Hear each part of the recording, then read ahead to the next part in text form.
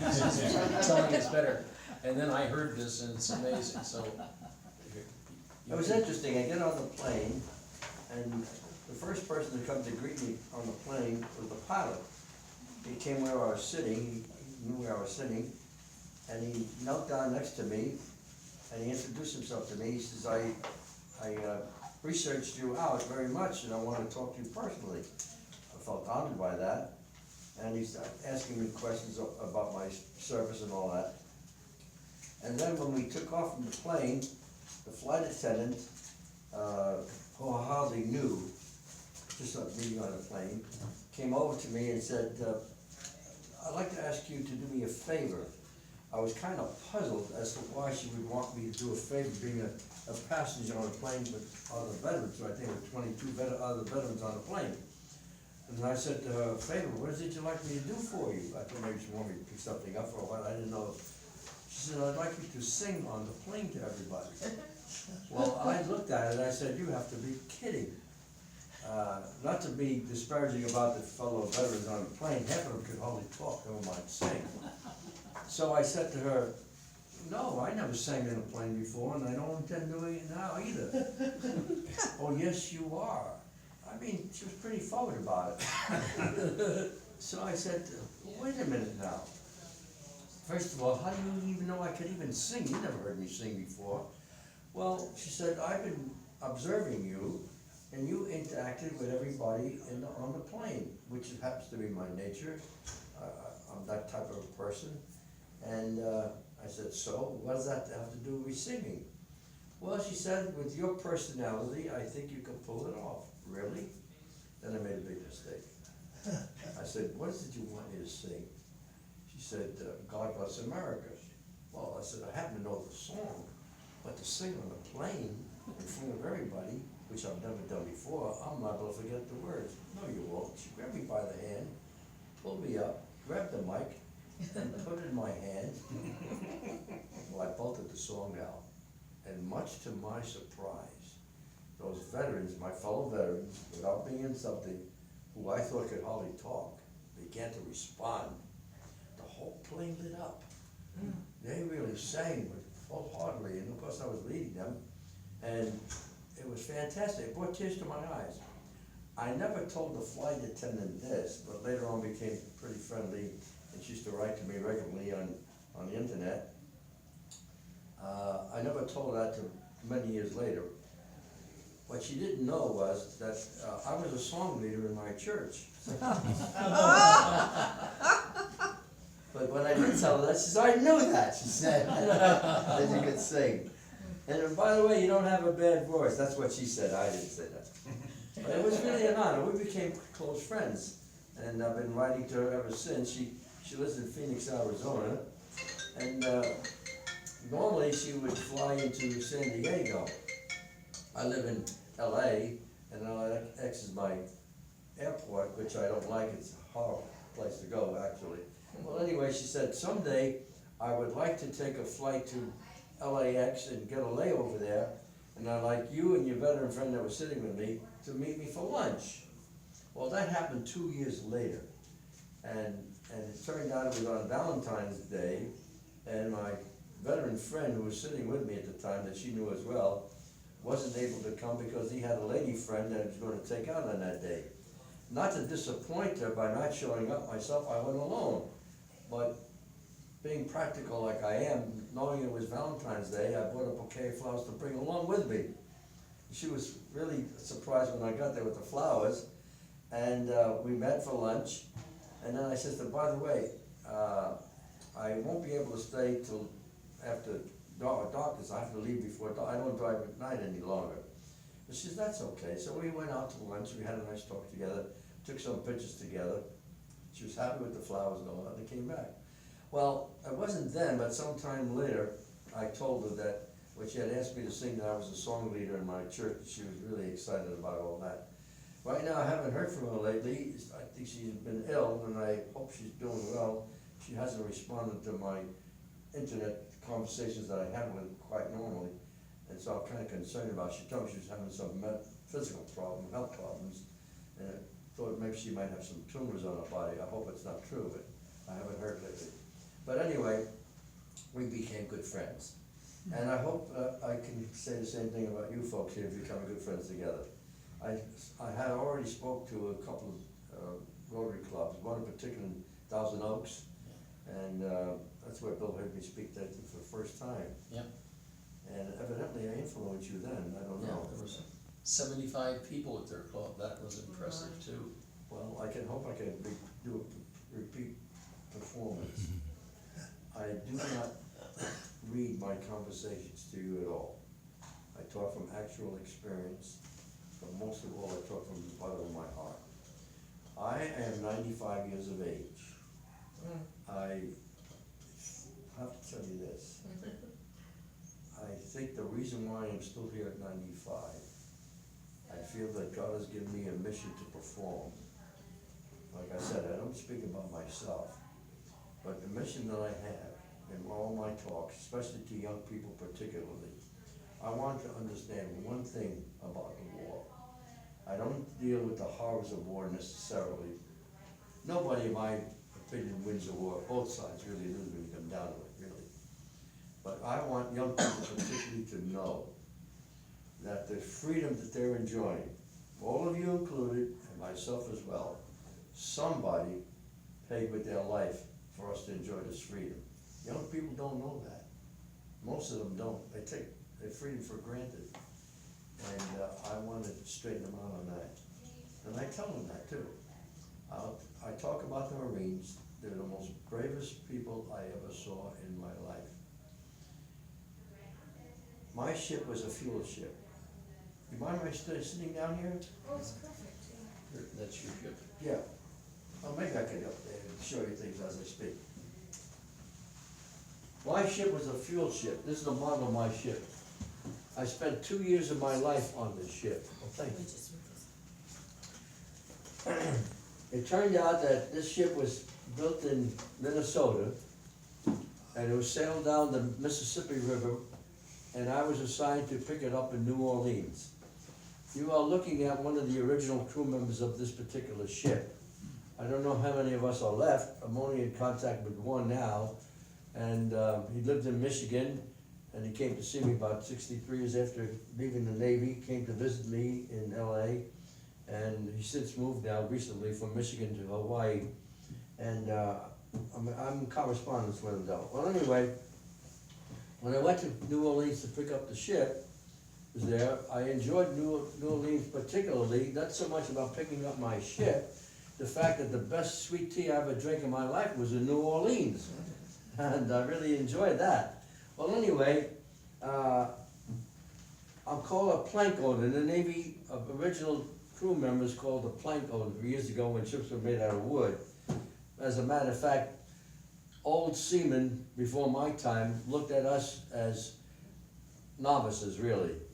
And by the way, I did not enlist into the Navy. I wanted to go into the Air Force, although my dad was a World War I veteran. I'll show you a picture of him later. As a matter of fact, I could pass it around now if you'd like to look at it. I have a picture of my dad who was World War I, who was 20 years old at the time, in the Army Air Force, infantry, and he got wounded in France. He's 20 years old in that picture, World War I, and I'm 20 years old, World War II next to him. He didn't talk too much about World War I, but I do know some of the things he went through. But he received a Purple Heart. I have his medal at home now.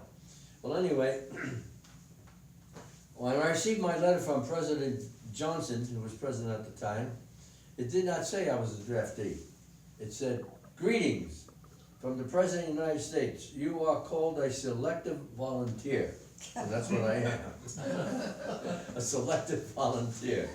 But anyway, I wanted to go into the Air Force. And when I got down to, I forget the name of the street in New York City where we were recruited, they told us that day, of all the recruits that were there, that the Marines would have first choice of picking over whoever was there that day. The Navy had second choice, and whatever was left would go into the Army. So I figured I had a great chance then because I wanted to go into the Air Force at the time, and I think I would be able to get through that way. Well, would you believe when I came out of my physical, a Navy man signals to me to come to his desk. I wasn't in the Navy yet, or the Army, or any place. I shook my head and said, no. I went over to the Army guy, but he says to me, I'm sorry, sir, you have to go to the Navy man, but I don't wanna go to the Navy. You have to go, he picked you out. I went to his desk and he said to me, what's wrong with the Navy? I'm gonna tell the Navy also what's wrong with the Navy? No way, I said, nothing wrong with the Navy, well, you're in it now, boom. You stamped my paper without another word. But you know, I'm a Christian, and I have a good Christian mother too, a good praying mother. I think she helped me get through the war. And I believe God has his hand in my life, and I still believe to this very day. And I feel it the same way speaking to people like yourselves. I think it's ordained of God. I think that's why I'm still here at 95 years of age. Because like I told you, I don't speak about myself. I have to tell you a little bit about it, but I'm here to let you know what the Marines did. I don't know of any veteran, myself included, who really wanted to die. But every one of us was willing to put our life on the line to preserve the freedom of our nation. After all, we didn't really start World War II. It was the Japanese that bombed Pearl Harbor. On December 7, 1941, I was 17 years of age. I was at a wedding. My aunt was getting married. Everybody was having fun. It was an Italian-Irish wedding. My aunt was Italian, her husband to be at the time was Irish. And what a combination that turned out to be. The Italians were enjoying the food, the Irish were enjoying the hard liquor. But anyway, we were having a good time. I was only 17. And one of the bridesmaids came over to me and said to me, I'd like you to have a dance with me. I never dated anybody in my life growing up in New York City. I grew up during the Depression, never had a girlfriend. Who had a chance to go out with anybody to begin with? I might have had a crush on somebody, you know how that is when you're young kids and stuff like that, but we all hung out together. All the guys and the girls from New York City, we'd go together wherever we went. The guys and the girls went along together. It was one really community that we had. And so we enjoyed ourselves. When this bridesmaid came over and said, I'd like you to dance with me. I said, well, I don't know how to dance. That's okay. I don't know if you're familiar, but the dance at that time, in the early 40s, was the jitterbug. It was a crazy type of dance. You really don't know how to dance to do the jitterbug. You just did whatever you wanted to do with your feet. And whatever the music sounded like. It was great. So I said, I don't know how to dance. She grabbed me by the hand and pulled me out. And she said, just do what I'm doing. I did. I was only 17. I knew how to obey orders from an adult anyway. But before we knew it, nobody was dancing but me and her, and everybody had a circle around me, and I was so embarrassed because I really didn't know how to dance. But evidently I was performing pretty well. And suddenly, the hilarious moment stopped.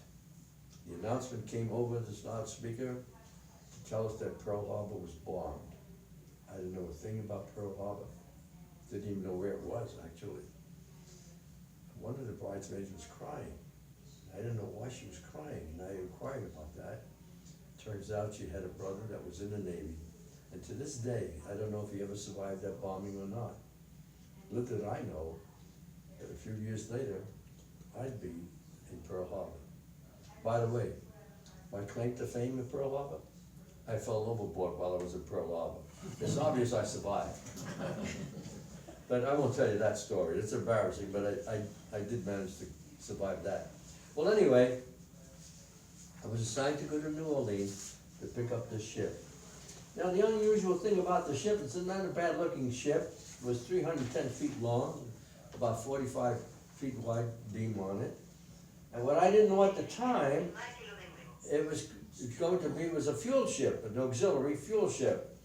And the first trip we had, we went to Chesapeake Bay from New Orleans on a shakedown cruise to make sure everything was okay on the ship. And we went through that exercise. Unfortunately, I had an accident on the ship.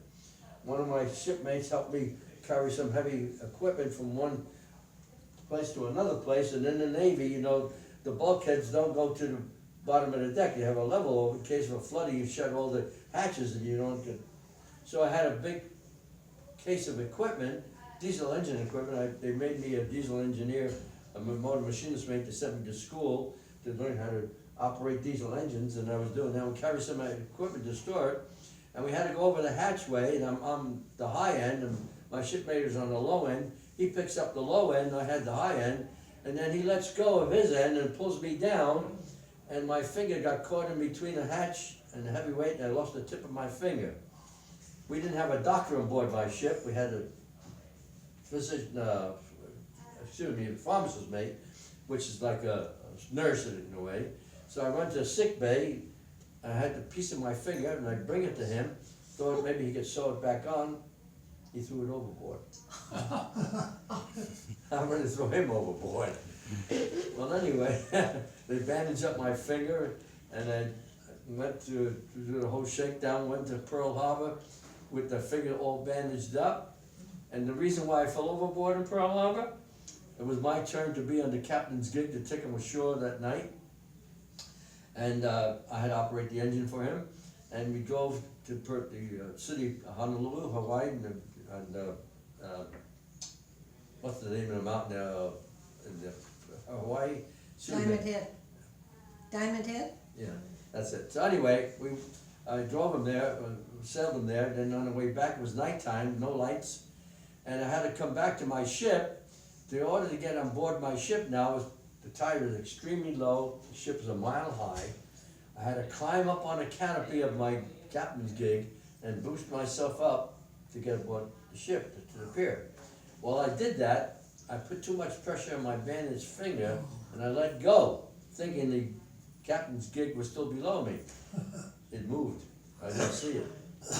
And down in the drink I went, I lost my hat, not my sailor hat. I heard my name being called out, my shipmate, Barney's overboard. Well, I was a little bit worried about that because there's a lot of debris down at Pearl Harbor from the sunken ships, and I didn't know what was down below. Couldn't see anything. And I made it back up, and they pulled me out, shored up. I went back to sick bay, the bandage came off, the tip of my finger came off again, and I went through the whole process all over again. Well, that's enough of my experience with that. But anyway, we went through shakedown cruise. The first place we stopped was at Dutch West Indies, Aruba. And that's where I found out exactly what they're gonna load us up with. Of all things, they load us up with aviation gas. Well, I didn't know anything too much about aviation gas. I know about gasoline. I didn't even know what a car when I was young. And we had other fuels as well. So we went to Guadalcanal, then we went into San Diego. San Diego, we only spent a week there. I enjoyed San Diego very much when I was there for that 1 week. And then we went to Pearl Harbor. And Pearl Harbor became our home port. But much to my surprise, I found out every time we went on a convoy, our ship was the last ship on the convoy. They kept us at the end of every convoy. Nobody wanted to be near us. I didn't know why then. I found out soon enough. But when I looked, the only company we had was the munitions ship alongside of us. Neither one of us had a chance. But thank God, we survived all the convoys. We had some close calls. God was with us, I'm sure of that. And home port was Pearl Harbor, but we never got back to Pearl Harbor that often because every time the Marines would take an island, we'd keep going further and further out. And I crossed the Pacific Ocean for 2 years. Let me tell you, that ocean never ends.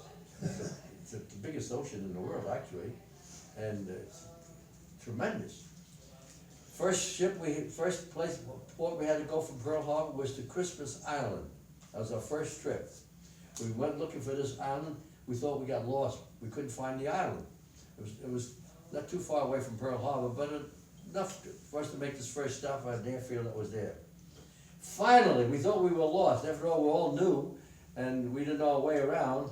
And we see a tree, one tree, and that happened to be Christmas Island. So we delivered our fuel to that. But after that, we didn't come back to that island any longer. We kept going out in the Pacific. Every time the Marines advanced, we would advance along with them, carrying fuel. Well, let me get back to now what we did.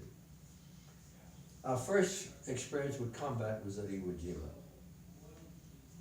Didn't know anything about Iwo Jima at that point in time. And we got loaded up, we followed the convoy, and we were assigned, when we got to Iwo Jima, at the base of Mount Suribachi, about maybe a couple hundred yards off the beach. I explained this situation when I found myself, my gun position, by the way, this ship, even though it was a fuel ship, we were well armed. We have 12 20mm guns and 4 3-inch cannons. However, when we got to Iwo Jima, and we were told by the admiral where we had to be anchored, they anchored us at the base of Mount Subachi, right at the beach about a couple hundred yards back.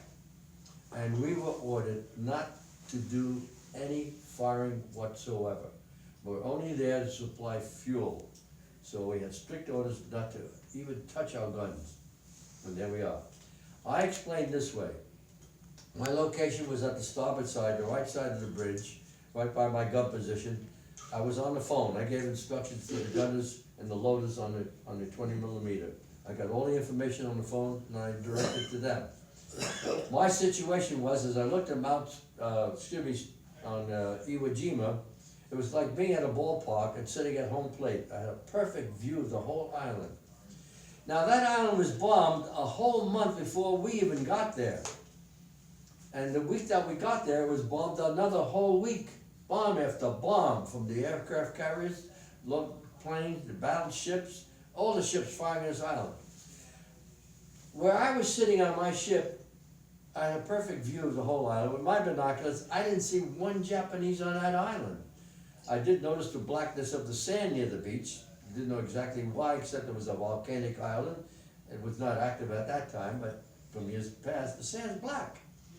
And I didn't see one Japanese sailor on that, soldier on that island. I didn't know at the time. The island's only about 6 or 7 miles long. It's not that big of an island. They had a tunnel underneath the whole island. And they were underground. And in Mount Subachi, they were inside the caves. They didn't get hurt at all with those bombing. I didn't think anybody could survive all the bombing that was taking place. And let me tell you, when those 16-inch guns go off those battleships and over your head on your ship, it's like railroad cars coming by, roaring over. And at night they're glowing red hot, and they bounce off the island as they hit the mountain. And what we did now, we knew the Japanese were in the caves.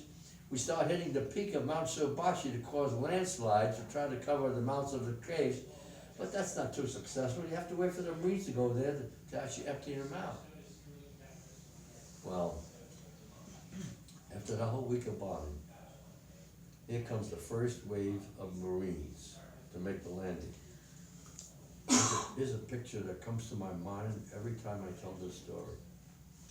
My ship would be the last ship, the ones that came in my direction, to pass on the way in. After all that bombing, I imagine those Marines, just imagine like I did, how could anybody survive all that bombing? Here they come. As they passed by our ship, we gave them the high sign, wishing them well. You know what? Not one Marine looked at us. I'm expecting to wave back to it and say, hey, we're going in. And I tell the students, and many students where I go to teach, pretend that this is their rifle. We gave them the high sign. Not if one looked in our direction. They didn't wave back and say, hi, we're going in. This is their rifle. Straight ahead. I saw the fright look in their face. Who wouldn't be frightened?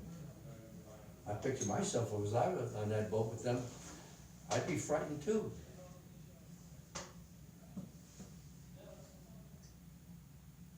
You know what? I saw too many go in. Half of them didn't come back. I tell the students, when I point to each one, there are 2 students in the class, I said, they died for you, for you, for you, for you, all 32. And the last person I point to, they died for me too. I feel it's my position to talk about what they did so that we enjoy the freedom. You had the freedom to invite me here today, and I had the freedom to talk to you today. But somebody made it all possible. We never even think about them to this day. Now you will. I can never forget. Because half of what I saw go in, half didn't come back out. This has just been so wonderful to hear. I don't know where the time has gone, but it's just flown by. Could we have a couple minutes for Sure, some sure. questions? And maybe could you come back another time and we can hear You want me to some come more? back again? Wait till I get through the first time. We're almost through. So what happened to all the Japanese who were in the caves? Did any of them get out? Were they all killed? Well, I'll tell you what happened, what I witnessed now, Marines had flamethrowers. And I was watching one time a Marine walking on the island with my binoculars. I saw what he didn't see at the moment, and I couldn't communicate with him. I saw a Japanese waiting for him to come along. And I wish I could inform that Marine, because he was going to be surprised. He didn't see. He had his rifle, with his flamethrower rather, and he was, trying to figure out where to go with it. But I saw this Japanese that he didn't see yet. I couldn't tell him anything. But sure enough, thank God, he saw the Japanese before the Japanese saw him, and with the flamethrower, he got him.